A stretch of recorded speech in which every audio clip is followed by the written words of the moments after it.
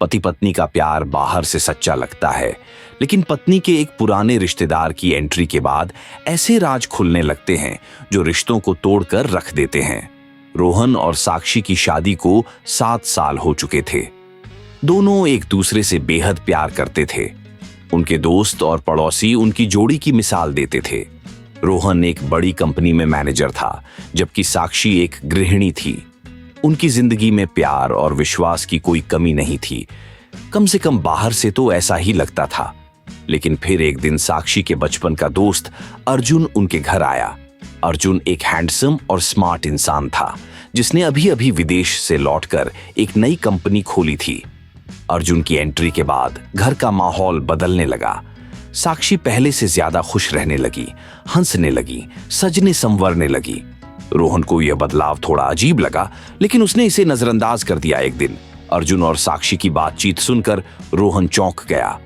अर्जुन, क्या तुम्हें याद है वो दिन जब हमने अपने प्यार की कसम खाई थी? साक्षी, अर्जुन, अब ये सब बात करने का कोई मतलब नहीं। मैं शादीशुदा हूं। अर्जुन, पर तुम खुश नहीं हो। साक्षी, मैंने तुम्हें हमेशा प्यार किया है और मैं जानता हूं कि तुम भी मुझसे प्यार करती हो। रोहन के पैरों तले जमीन खिसक गई।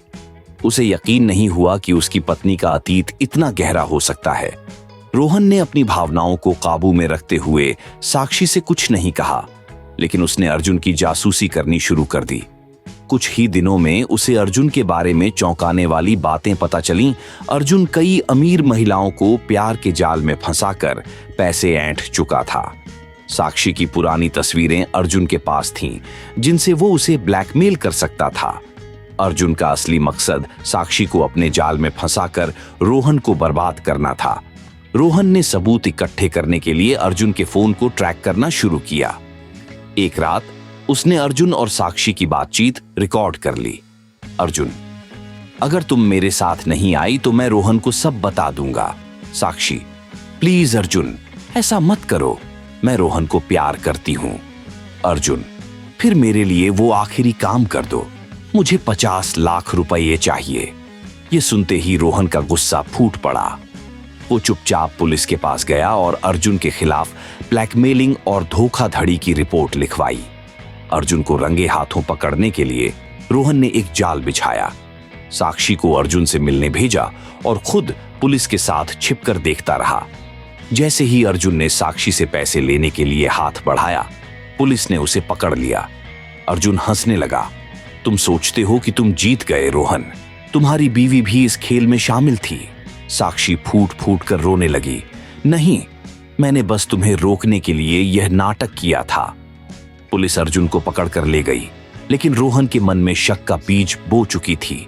क्या साक्षी सचमुच निर्दोष थी, या उसने अपने अतीत को छिपाने के लिए एक नया खेल खेला था? अंत या एक नई शुरुआत? यह कहानी रिश्तों के एक ऐसे चेहरे को दिखाती है जो बाहर से तो सच्चे लगते हैं, लेकिन जब सच्चाई सामने आती है तो रिश्तों की असलियत पर सवाल खड़े हो जाते हैं। क्या सच में कोई रिश्तों का सौदा कर सकता है?